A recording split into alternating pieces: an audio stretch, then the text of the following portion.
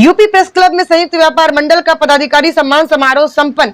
व्यापारियों की समस्याओं के समाधान हेतु सरकार पर दबाव बनाने का आह्वान राजकरण तिवारी। संवाददाता Subhash Chandra. UP press club Lucknow में संयुक्त व्यापार मंडल के तत्वावधान में आज पदाधिकारी सम्मान समारोह का आयोजन किया गया। कार्यक्रम के मुख्य अतिथि संयुक्त व्यापार मंडल के राष्ट्रीय अध्यक्ष माननीय राजकरण तिवारी रहे।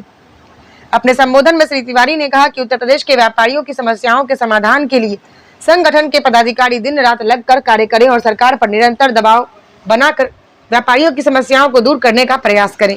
उन्होंने कहा कि ऑनलाइन शॉपिंग आज की आवश्यकता तो है, परंतु इससे करोड़ों छोटे दुकानदार प्रभावित हो रहे हैं।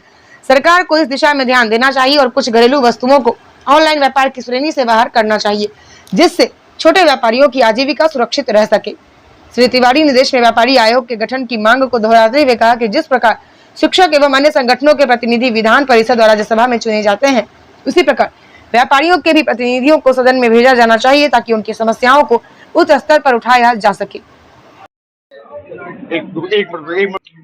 देखिए, मेरा संयुक्त व्यापार मंडल का उद्देश्य पहले भी व्यापारियों के हक हुकूक की लड़ाई को लेकर था।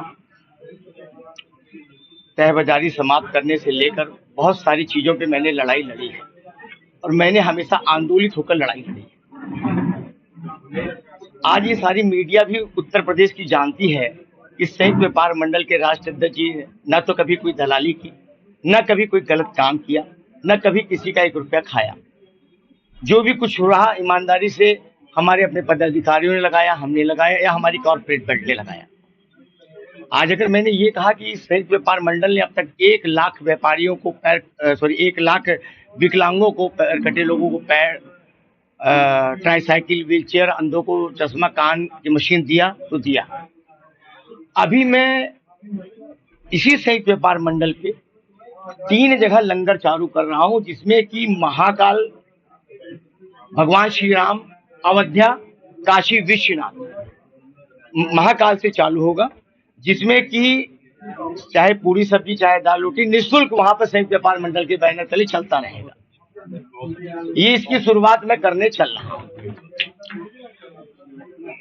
चौथी चीज, अभी आज मेरे जो प्रेस वार्ता का मेन मुद्दा था कि बीच में संयुक्त व्यापार मंडल कुछ सुसुप्त अवस्था में आ गया था और शायद हमारे मित्र सरबजीत सिंह की दोस्ती आपस में कहीं किसी ने बीच में तोड़ मरोड़ कर दिया था, लेकिन फिर से दोनों मित्र एक हुए हैं और शायद मैंने मित्र को ये जिम्मेदारी दी है सरबजीत सिंह को कि इस बार ऐसा हुंकार भरो कि हमारे व्यापारी भाइयों को हर तरीके से, हर प्रकार से रिलीफ को ये एहसास हो कि संयुक्त व्यापार मंडल व्यापारियों के हक हुकूक की लड़ाई लड़ रहा है।